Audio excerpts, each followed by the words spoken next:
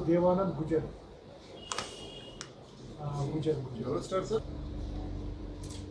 आज काफ़ी दिनों के बाद कोविड की वजह से हम आपसे नहीं मिल पाए, और चूँकि कोविड चल रहा है तो SOPs का ख्याल रखते हुए हमने बार बार जो है प्रेस कॉन्फ्रेंस या हमारे जो प्रोटेस्ट होते थे वो डेफर करते रहे। जो आज का जो हमारी प्रेस कॉन्फ्रेंस है, this is of 6 point agenda, और ये प्रेस कॉन्फ्रेंस बुलाने का एक मकसद ये है कि हमारी बात जो है एक मुनज़्ज़म और एक डिसेंट वे से सरकार तक पहुंच जाए, क्योंकि हालात ऐसे हैं कोविड के हालात कि हम रिस्क नहीं लेना चाहते कि हमारे जो एम्प्लॉयज़ हैं वो रोडों पे आए।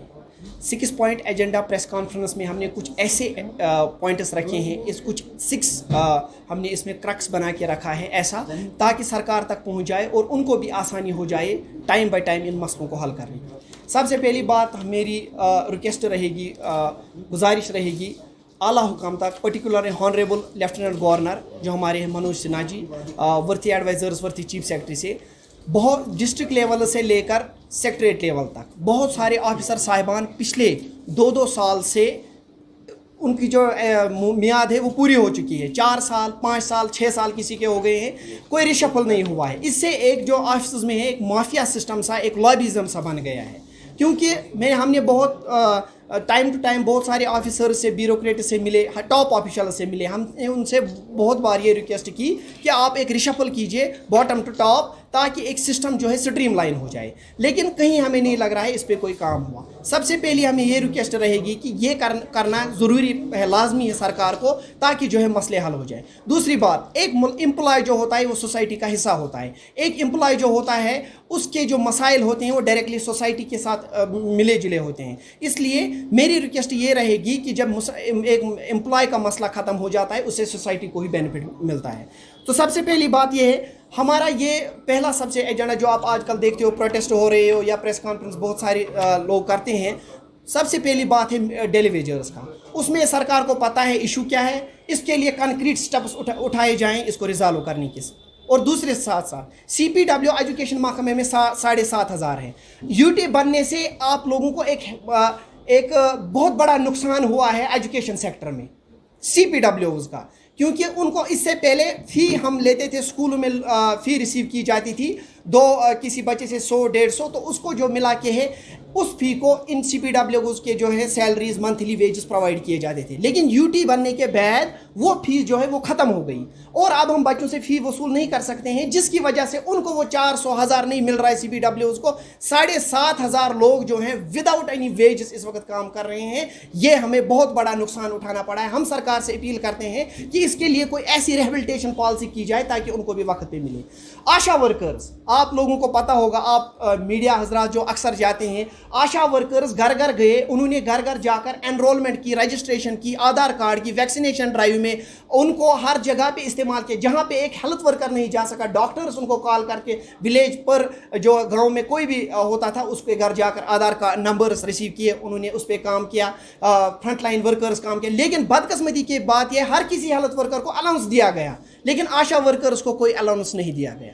अगर पूरे हिंदुस्तान में हर जगह मिलता है तो J&K UT में ऐसा क्यों नहीं? हम चाहते हैं कि हमारी सरकार से गुजारिश है इस पर नज़रसानी की जाए और उनको जो है इस ज़ुमरे में जल्द से जल्द लाया जाए। अगर NRHM के तहत ये भी काम करते हैं, अगर NRHM के तहत दूसरे मुलाजमीन भी काम करते हैं, इनको इस ज़ुमरे में लाना चाहिए। ये हमारी सरकार से अवलीन तरजीह इसमें देनी चाहिए। इसके साथ साथ चूँकि मैं सारे मामला नहीं पढ़ पाऊँगा, अब मैं क्रक्स बताऊँगा आपको कि इन कौन कौन से पेचीदा मामला हैं इस वक्त जिसकी वजह से मुलाजमीन परेशान हैं। हमारे कॉलेजों में काम करने वाले PhD MPhil जो हैं लेक्चरर्स, कंट्रेक्चुअल लेक्चरर्स काम करते हैं। सरकार ने उनसे वादा किया था। लद्दाख UT में, मैंने इससे पहले भी कहा, लद्दाख UT में 60,000 के करीब उनके सैलरी मिलती है, लेकिन J&K UT में वो इम्प्लीमेंट नहीं हुआ है। दूसरी बात, उनके लिए कोर्ट ने डायरेक्शंस इशू कर दिए हैं कि इनको जो है कंटिन्यू करके इनके मामला हल किए जाए, लेकिन उस कोर्ट आर्डर को भी वो इम्प्लीमेंट नहीं करता है डिपार्टमेंट हायर एजुकेशन। उन्होंने डिसीव किया है गवर्नमेंट को। वो प्रॉपर जो ऑफिशियल्स हैं बिलो लेवल वहाँ पे बैठे हुए हायर एजुकेशन में, वो डिसीव करते हैं हायर ऑफिशियल्स को, गवर्नमेंट को डिसीव करते हैं, कोर्ट आर्डर को वो वायलेट करते हैं। इस मामले पर नजरसानी होनी चाहिए। इसके साथ साथ आप देखते हो बहुत सारे महकमों में काम करते हैं। हमारे एजुकेशन में टीचर्स जो है इस वक्त 160 के करीब टीचर्स कोविड ड्यूटी में एयरपोर्ट में काम कर रहे हैं। वहाँ पे स्क्रीनिंग, वहाँ पे टेस्टिंग वही करते हैं, वैक्सीनेशन सेंटर्स। अगर सबको अलाउंसेस दिया गया, अगर हेल्थ वर्कर्स को काम के लिए अलाउंसेस दिया गया, उस जुमरे में उनको क्यों नहीं लाया गया? इसके साथ साथ यही नहीं, मैं और सरकार से गुजारिश करता हूं कि सरकार एक कमेटी बनाए। अगर सरकार को मुलाजमीन के मसले हल करने में दिलचस्पी है तो सरकार एक कमेटी बनाए। वो कमेटी जो होगी वो एक आला अफसरों की कमेटी बनाई जाए और उसमें हर किसी डिपार्टमेंट से फीडबैक लिया जाए किसका क्या मसला है। एक साथ वन टाइम इसका रेजोल्यूशन हो जाएगा, धीरे धीरे इस पर काम हो जाएगा। लेकिन जब सरकार लचक नहीं दिखाती है, जब सरकार की तरफ कोई पॉजिटिव डेवलपमेंट नहीं होती है, तो हम मजबूर हो जाते हैं फिर वो स्टेप उठाने में, हम सड़कों पर आने के लिए मजबूर हो जाते हैं। हम प्रेस आपके ज़रिए से, मीडिया के ज़रिए से सरकार तक बात पहुंचाने के लिए मजबूर हो जाते हैं। आप देखिए किन मुश्किल हालात में यहाँ के मुलाजमीन ने काम किया, चाहे मौसमी हालात हो, चाहे फ्लड्स हो, चाहे बारिश हो, चाहे बर्फ, हर किसी महकमे ने अपना कंट्रीब्यूशन दिया है। पीडीडी बर्फ जो पड़ती है तो पीडीडी सामने रहती है। हेल्थ वर्कर्स ने कोविड-19 में काम किया, लेकिन सरकार ने मुलाजमीन के लिए इस मसले में क्या किया? एक गलत कॉन्सेप्ट क्रिएट किया जा रहा है। मुलाजमीन के हवाले से सोसाइटी में एक गलत इमेज बनाई जा रही है JNK UT में कि मुलाजमीन यहाँ के काम नहीं करते हैं और बड़ी बड़ी मोटी मोटी तनख्वाहें ले रहे हैं। मेरी सरकार से एक सवाल है मेरा सरकार से, जब भी कोई कवानीन बनते हैं, जो हायर ऑफिशियल्स कवानीन बनते हैं, क्या वो इम्प्लीमेंट करने होते हैं एक छोटे मुलाजिम पर?